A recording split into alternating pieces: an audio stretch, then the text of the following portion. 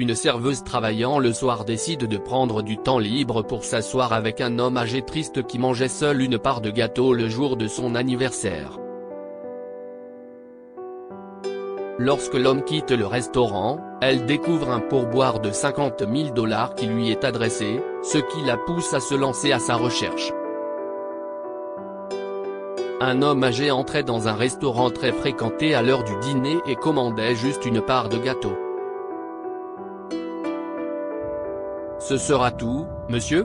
lui a demandé la serveuse, qui se présentait comme Annie. « Oui, ma chère. C'est mon anniversaire aujourd'hui, et ma femme et moi avions l'habitude de manger ce gâteau ensemble quand elle était encore en vie. Je ne veux pas rompre la tradition, sourit-il avec douceur. La réponse du vieil homme a attristé Annie. « Joyeux anniversaire, monsieur », l'a-t-elle félicité. « Quelqu'un d'autre se joindra à vous ?» L'homme a secoué la tête. « Mon fils unique James n'a répondu à aucune de mes invitations depuis des années. Je suppose que c'est parce que son entreprise informatique a décollé et qu'il n'a plus besoin de moi. J'ai passé une journée assez solitaire, alors je suis venu ici pour me rappeler l'amour de ma femme. C'était son restaurant préféré. » La serveuse a eu pitié de l'homme âgé et lui a demandé son nom. Elle voulait être sûre que l'homme recevrait un gâteau entier avec une dédicace écrite dessus. « Mon nom est Dean, » a répondu l'homme. « Dean, je reviens tout de suite avec votre gâteau. »« Donnez-moi une minute, » a-t-elle souri, en se précipitant vers la cuisine pour demander au pâtissier un gâteau au chocolat. Lorsque le gâteau fut prêt, Annie a invité le reste du personnel du restaurant à se joindre à elle afin de chanter pour Dean. Ils ont donc chanté la chanson Happy Birthday, et les yeux de Dean se sont illuminés. Il a savouré le moment, écoutant le personnel chanter. Et il avait le plus grand des sourires et n'arrêtait pas de dire merci.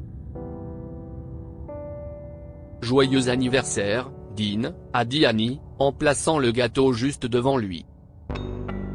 « Faites un vœu. » Pendant que Dean fermait les yeux pour faire un vœu, Annie s'est assise sur la chaise en face de lui. Elle lui a dit qu'elle allait lui tenir compagnie car elle estimait que personne ne méritait d'être seul le jour de son anniversaire. « Merci, Annie », a dit Dean avec des yeux humides. « C'est la première fois depuis la disparition de ma femme que quelqu'un me chante un joyeux anniversaire. C'est difficile de vivre sans elle, et grâce à vous, je peux sentir sa présence à mes côtés. » Merci. Annie a souri et a regardé Dean apprécier le gâteau au chocolat qu'ils lui ont offert. « Ma femme adorait ce gâteau. Nous en mangions à chaque occasion spéciale, » a-t-il partagé. « C'est si agréable à entendre. C'est notre gâteau le plus vendu, et je suis heureuse qu'il vous ait rendu heureux, vous et votre femme. Aujourd'hui, c'est offert par la maison, » a dit Annie. Annie n'est pas très riche, mais elle a ressenti une envie soudaine de faire quelque chose de gentil pour quelqu'un d'autre ce jour-là. Elle a donc décidé de payer le gâteau elle-même, même si elle doit ramener un peu moins de son salaire à la maison. « Oh, ce n'est pas nécessaire, ma chère, » a refusé Dean. « Je vais payer le gâteau. Non, monsieur, c'est la maison qui offre, » a insisté Annie.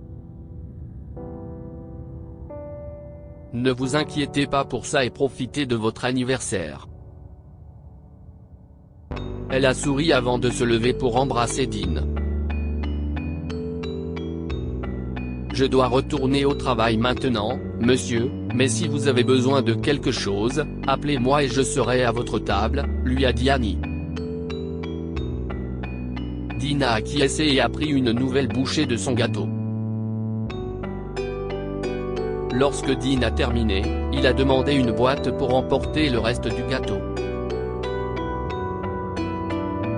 Et avant de partir, il a une nouvelle fois remercié Annie et lui a fait un signe de la main. Alors qu'Annie nettoyait la table de l'homme, ses yeux se sont agrandis. Elle a trouvé un chèque de 50 000 $ sous son assiette vide. Puis, il y avait une note écrite sur la serviette à côté, qui disait « Merci de m'avoir offert un merveilleux anniversaire. CIST mon pourboire et mon remerciement envers vous. » Annie n'arrivait pas à y croire. Même si elle avait besoin de cet argent pour payer ses factures en tant que mère célibataire de 2 enfants, elle ne pouvait pas l'accepter. Elle a essayé de sortir en courant, mais Dean était introuvable. Elle s'est alors souvenue de ce qu'il avait dit au sujet de l'entreprise d'informatique de son fils James, alors elle l'a cherché. Annie a fini par appeler plusieurs sociétés informatiques dans leur état, en espérant qu'elle l'amènerait à une société appartenant à un homme appelé James. Après plus de 30 tentatives, elle a finalement trouvé un homme qui correspondait à la description. « Monsieur, votre gentil père m'a donné un pourboire de 50 000 $ après que je lui ai offert un gâteau gratuit pour son anniversaire. Je voudrais lui rendre cet argent », a révélé Annie. En entendant 50 000 $, James est soudainement intéressé par ce qu'Annie avait à dire. « J'arrive tout de suite, et nous pourrons aller voir mon père ensemble », a-t-il dit avant de poser le téléphone. Après une petite trentaine de minutes, James est arrivé au restaurant. « Merci d'avoir été si gentil avec mon père », a-t-il dit à Annie. Il a dû recommencer à se sentir sentimental. CIST pourquoi il a soudainement essayé de vous donner une si grosse somme d'argent. Lorsqu'ils sont arrivés chez Dean, ce dernier était très surpris mais heureux de voir son fils. « James, tu es enfin venu », a-t-il dit en se précipitant pour l'embrasser. « Je croyais que tu avais oublié mon anniversaire. Papa, je suis ici parce qu'Annie m'a contacté. Elle a dit que tu lui as donné un pourboire de 50 000.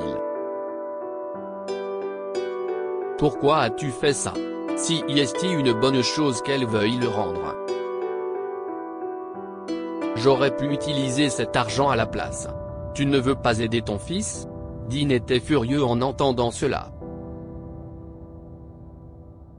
Et moi qui pensais que tu avais enfin décidé de passer du temps avec moi. Et pourtant, tu es ici pour l'argent?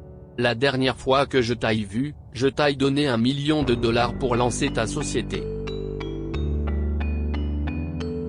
Maintenant, tu essaies de récupérer les 50 000 pourboires que j'ai donnés à quelqu'un? Comment oses-tu? A-t-il grondé son fils. Ma société est sur le point de faire faillite. Ces 50 000 $ pourraient vraiment m'aider à gérer la situation. Tu ne veux pas aider ton fils? Quel genre de père es-tu? A répliqué James. Je pense que la bonne question est, quel genre de fils es-tu? Tu ne viens me voir que chaque fois que tu as besoin d'argent. Où étais-tu quand ta mère est morte? Et où étais-tu à chaque fête que ta mère et moi avons passé ensemble, sans toi? Je n'ai aucune obligation d'aider quelqu'un qui n'a aucun intérêt à faire partie de ma vie, a dit Dean avec colère. L'homme âgé a mis James à la porte de sa maison et lui a demandé de ne jamais revenir s'il n'avait pas l'intention de faire partie de sa vie. Et quand James est parti, il s'est tourné vers Annie. Je suis désolé que vous ayez dû voir tout ça. Annie a secoué la tête. Je suis désolé que votre fils vous ait traité de cette façon, monsieur. Ce n'est pas une façon de traiter son propre père, lui a-t-elle dit. Dean a haussé les épaules. Je ne sais pas ce que ma femme et moi avons fait de mal. C'était un garçon si gentil. L'argent a dû le changer. Mais écoutez. Cet argent, si est-il le vôtre. Je ne vais pas le reprendre, a-t-il dit à Annie. Je ne peux pas accepter ça, monsieur, a insisté Annie. Si est beaucoup trop. Ce soir-là au restaurant, Annie, c'était la première fois que je souriais sincèrement depuis la disparition de ma femme. Ce n'était pas la première fois que je vous voyais, aussi. Chaque fois que ma femme et moi sommes venus au restaurant, vous avez toujours été si gentille et si accueillante envers nous, et je ne l'oublierai jamais, a-t-il expliqué. Annie s'est sentie coupable de ne pas avoir remarqué Dean et sa femme auparavant. Elle avait toujours considéré son travail comme un moyen de gagner de l'argent, mais maintenant, Dean lui a donné un tout autre sens après lui avoir fait comprendre que leurs clients remarquaient réellement leurs efforts pour leur donner un bon service. Ce soir-là, Annie et Dean ont dîné ensemble, et là, elle a expliqué qu'elle était mère célibataire de 2 enfants. J'ai eu du mal à payer les factures récemment parce que tout est devenu plus cher, a-t-elle admis. Cet argent est envoyé par le ciel, et je ne le mérite pas. J'ai honte de l'accepter. Dean a secoué la tête. Il n'y a aucune raison d'avoir honte. Je vous en prie, considérez cela comme un cadeau pour vos enfants. Ne vous en faites pas, a-t-il dit à Annie. J'aimerais que vous rencontriez mes enfants. Auriez-vous l'amabilité de venir au restaurant demain? Je vous inviterai à déjeuner avec les enfants, a proposé Annie. Dean ne pouvait s'empêcher de sourire. Jen serait ravie. Merci, Annie. Le lendemain, Dean s'est rendu avec plaisir au restaurant. Il n'avait pas eu de contact avec des enfants depuis longtemps, alors il avait hâte de rencontrer ceux d'Annie. Lorsqu'il est arrivé, Annie lui a présenté ses 2 enfants, Léon, 8 ans, et Ara, 4 ans. Tous 2 ont pris Dean dans leurs bras et l'eau ne t'appelait grand-père en un instant. Cela a fait fondre son cœur et l'a rendu extrêmement heureux. Cet après-midi-là, pendant qu'Annie travaillait, Dean s'est assis avec ses enfants. Ils ont échangé des histoires, et il leur a donné leur repas. À la fin de la journée, ils étaient inséparables. Maman, est-ce qu'on va revoir grand-père Dean demain? A demandé Léon à sa mère avant qu'il ne rentre à la maison. Je lui ai dit que je lui montrerais mon travail artistique. Annie a souri à Dean en s'excusant, ne voulant pas aller trop loin. Cependant, il a rapidement répondu, « J'aimerais beaucoup vous revoir tous les 2. Demain à la même heure ?» Léon a sauté de joie. « Demain à la même heure ?» a-t-il répondu. « Oui. À bientôt, grand-père Dean. » Annie a ri et a secoué la tête. « Vous pouvez voir grand-père Dean autant que vous le voulez, » a-t-elle dit à ses enfants. « Mais il faut que ce soit lui qui décide. Vous ne pouvez pas le déranger quand il ne veut pas être dérangé. » Dean a souri. « Si est absurde. Vous ne serez jamais une gêne pour moi. Nous pouvons jouer autant que vous le voulez, » a-t-il dit aux enfants. Annie était loin de se douter que ce jour-là était le début d'une belle amitié entre Dean, elle-même et ses enfants. Ils sont devenus très proches et se considéraient comme une famille. Jusqu'à la fin de sa vie, Dean n'a jamais eu à se sentir seul, ni à se sentir mal aimé. Il a fêté chaque anniversaire, chaque Thanksgiving et chaque Noël avec Annie, Léon et Hara, qu'il aimait tous tendrement et le traitaient comme une famille. Merci d'être là pour moi, leur a dit Dean dans ses derniers instants. Il était tombé malade. Vous ne m'avez jamais quitté, même pendant ces moments difficiles. On t'aime, grand-père Dean. Pour nous, tu es de la famille.